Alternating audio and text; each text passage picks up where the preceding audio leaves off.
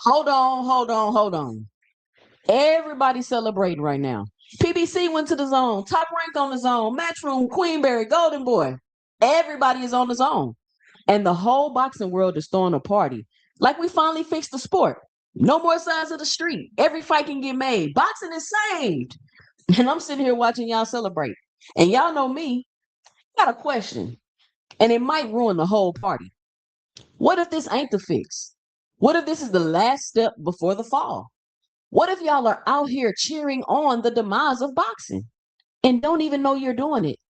Today, I'm breaking down the whole thing. The money, the power, the part nobody's telling you about the PBC, and the number floating around about Top Rank's old deal that, if it's true, should scare every single one of y'all. Let's get into it. What's up, everybody? I'm Jay, and this is our 2 cents, where we talk everything boxing, and everybody's entitled to their own opinion. And I'm gonna be real with y'all up front today. I am genuinely torn on this one. I can see both sides. So we're gonna walk through both sides, and y'all gonna help me figure this thing out in the comments. And y'all know the rules. As I go through the video, what am I saying that's not a fact? Let me know and drop it below your 2 cents. Here we go. So let's set the table first, because I need everybody caught up. Over these last few months, the whole sport consolidated. Every major promoter, everyone ended up under the zone's umbrella. Matchroom, Queensberry, Golden Boy, Top Rank came over, and then the final piece, the one that made it official, PBC. When PBC came over, the zone treated it like it was the last puzzle piece. Turkey out here putting every promoter in one room in London. One room, y'all. Hearn, Warren, everybody sitting at the same table like it's Thanksgiving, except for the American promoters. I want y'all to keep that in mind. And look, the celebration makes sense on the surface, because what's been the number one complaint in boxing for the last 10 years? Say it with me. The fight can't be made because they own different sides of the street. How long did we go before we got Spence Crawford? How long? A half a decade? The fight can't be made. Boots Ennis sat there with belts, calling out a whole division, getting left on read for years because all the names were signed across the street. Every mega fight we ever begged for died in the boardroom because promoter A was with network A and promoter B was with network B, and can't nobody agree on how to split the pot. And on top of that, the fans don't understand the business of a boxing, so that made it even more confusing. So now, one roof, everybody's under it. In theory, no fight can't be made no more. And I'm going to give that its credit, because we keep it fair around here. That part is real. If you told me a couple years ago that one day every promoter in the sport will be on one platform, I would have been like, we won. Yes, finally. I'd have thought that was the end game. That's the dream scenario. But hold on. Because I've been chewing on this for weeks. And something about this party don't sit right with me. And I finally figured out what it is. Everybody's looking at what happened. Everybody's under one roof. Yay. Ain't nobody asked why it happened. Why did every promoter in boxing, proud companies, companies that been rivals for decades, companies that hated each other guts, why did all of them suddenly end up in the same building? Was that strength, or did they run out of options? Because them two things look identical from the outside, y'all. A man who moved into the mansion and a man who got evicted into the shelter. They both under one roof. Now, the question is, which one we watching? And that question right there, that's the whole video. Let's dig in. Now, to understand what's happening, y'all got to understand what used to be, because half of y'all wasn't paying attention to the business side back then. Not that long ago, the networks used to fight over promoters. You hear me? The networks competed. ESPN wanted a boxing partner. Fox wanted a boxing partner. Showtime, HBO before that. And there was only so much boxing to go around. So if you was a major promoter with stars, you had leverage. The networks came to you. They bid against each other for you. That's competition. That is what drove the checks up. And let me give you the number that's been rattling around in my head, because this is the one that, if it's true, puts the whole thing in perspective. Now, I'm going to hedge this properly, because we don't do reckless around here. This is a number floating around these boxing streets. I cannot confirm it. So take it how you want to take it. But the word is, back when Top Rank had their ESPN deal, they was allegedly getting somewhere in the neighborhood of $89 million a year, guaranteed for roughly 40 shows a year. Allegedly, 89 milli, guaranteed, 40 dates, your whole calendar funded before you sell a single ticket. That's a business, y'all. That's an empire.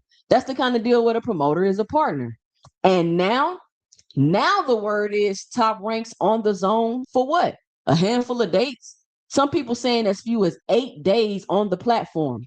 8. Again, I can't confirm the exact number. Don't quote me on the digits. Do your own homework. And if anybody got the receipts or the real figures, let me know and drop it below because I want to see them. But even if the numbers are half wrong, even if it's directionally true, do y'all understand what that means? You went from 40 shows and generational guaranteed money to single digit dates on somebody else's platform. That's not a partnership no more. That's an appearance. That's a guest spot. My guy went from having his own show to doing cameos. And if that's what everybody coming to the zone actually looks like under one hood, smaller deals, fewer dates, less guaranteed money, less power, then this ain't a merger of equals, y'all. This is a clearance sale. And everybody cheering it is cheering the prices going down on companies that used to run the sport. Okay, now here's my actual concern, the core of it. And I want y'all to really sit with this part because I don't think the average fan has thought this way all the way through. When every promoter is under one network's roof, who's really in charge? Think about it. Really think. The network is paying everybody. The network is the landlord now. So when the network wants a certain fight made, a cross-promotional fight, promoter A's fighter against promoter B's fighter, what is the promoter going to say? No to the people writing the checks. Your whole business is running on their platform. You need that deal to survive because guess what? There's nowhere else to go no more. There's nowhere else to go. So if the zone tell you you got to make this fight and this fight, you got to do it because you don't have any other options. There's nowhere else for you to go. So the other networks is out of the game. You can't threaten to take your business across the street when there is no across the street. So now the network is telling promoters who to make fights with. And y'all, that is not how boxing business works. That has never been how boxing business works. And there is a reason for that. And I'm going to give you my analogy because this is exactly how I see it. It's like if I'm leasing a warehouse, right? I'm running my business out of your warehouse. You're the landlord. I pay you my rent on time every month. Cool. We got a deal. But you don't get to walk into my warehouse and tell me how to run my business. You don't get to tell me what to stock, who to sell it to, what prices to charge, because I'm just leasing the building from you. The building ain't the business. The business is mine. But that's what's forming right now, y'all. Every promoter in boxing is leasing space in the zone's warehouse. And the landlord is finna start walking the floor and telling everybody how to run their shop. And let me tell you something about business. The day the landlord runs your business, you don't own a business no more. You got a job and you can get fired from that job. And here's the deeper part. Here's why boxing was never set up like this in the first place.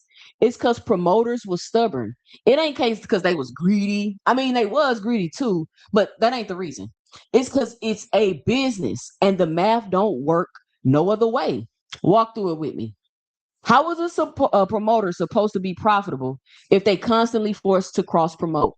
Every cross promotional fight means splitting the pot, splitting the gate, splitting the rights, sharing your star shine with another company's brand. Think about what a promoter actually does. They find a kid at, well, let's say 19. They invest in him. They pay for his camps, his opponents, his undercard slots. They eat losses for years, years building that fighter up. And why? That's when the fighter becomes a star. The promoter finally cashes in on the big fights. That's the business model. The losses up front pay off on the back end. That's how the whole machine runs. Now, take that away, force everybody to share every big fight. The promoter ate all them losses, building the star, and now got to split the harvest with the whole neighborhood. Every time, forever? Bro, being a promoter stops making financial sense at that point.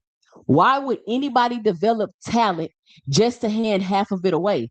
And when developing talent stops paying, who develops the next generation of fighters, y'all? Who finds the next Tank in 19? Sit with that one. Real quick, because we just getting to the deepest part. Punch that like and subscribe button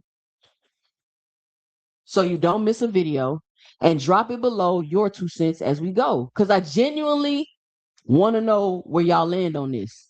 If you want to support the channel, hit the Cash App, the $ 2 cents boxing, or hit the heart with the $ below, and leave a special thanks, letting me know you enjoying the content.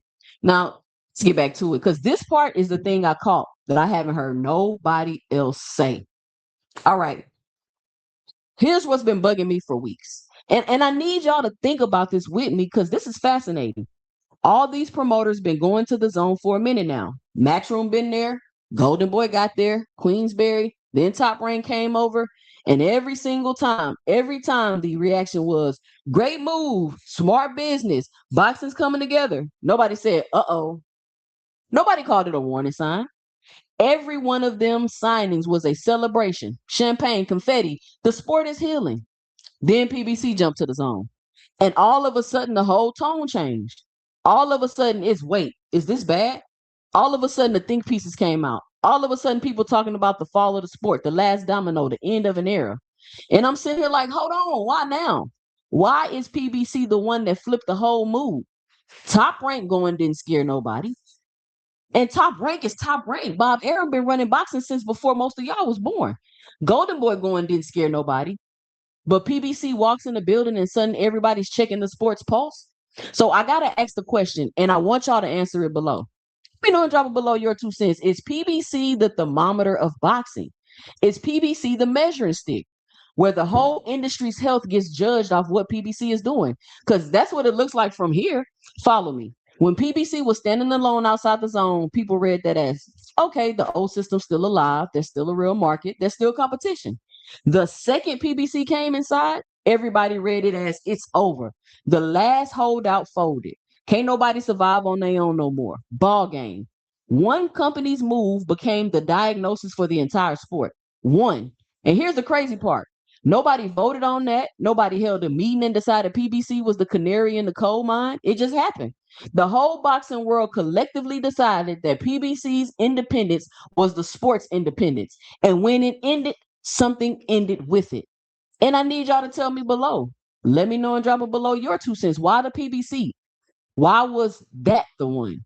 Is it the Al Heyman mystique? Is it because they was the last American holdout? Talk to me. Let me know. But now here's the thing I caught that I have not heard anybody else break down. Not the big channels, not the podcast, nobody. Everybody's out here saying PBC surrendered, PBC folded, the last kingdom fell, it's over. Did it though? Did it? Because peep this, and this is facts. Look it up. PBC did not put their whole roster on the zone. It's a deal for a few of their fighters, a number of fights, not a full company merger. The marquee names, a whole lot of them are not part of this deal. Benavidez wasn't at the announcement.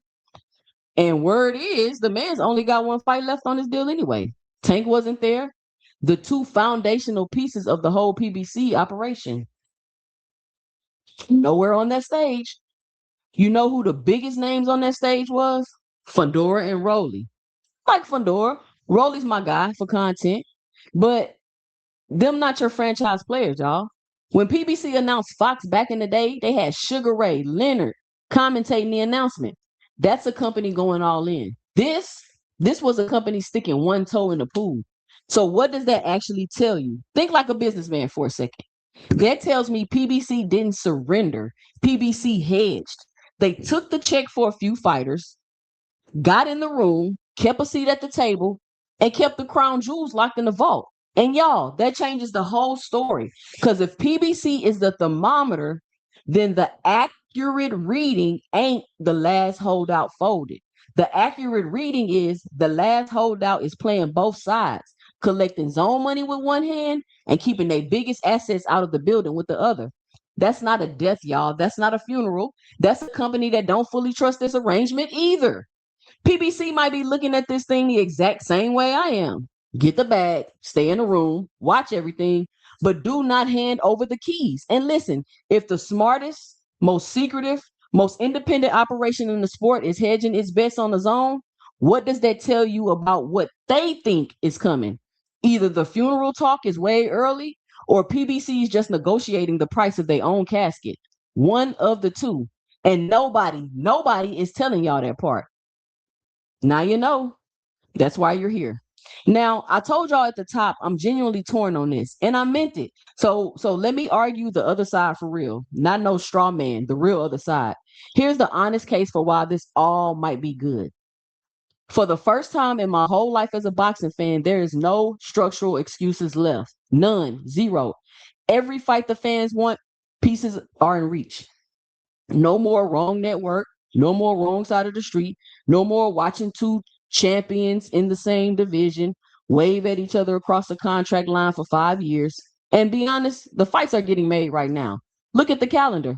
Fights we begged years for are landing months apart. We eating. And for everyday fan, there's boxing on that platform damn near every single weekend.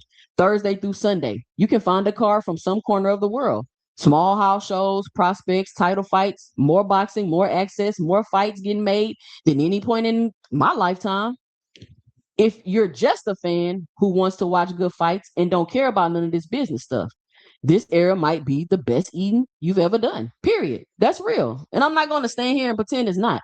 So here's the thing that makes this genuinely hard. And I want y'all to hold both of these at the same time because both are true.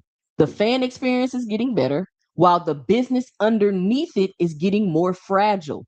Both at once. It's like the food at the restaurant never tasted better, but the kitchen's running on one supplier. And if that supplier ever trips, every table goes hungry at the same time.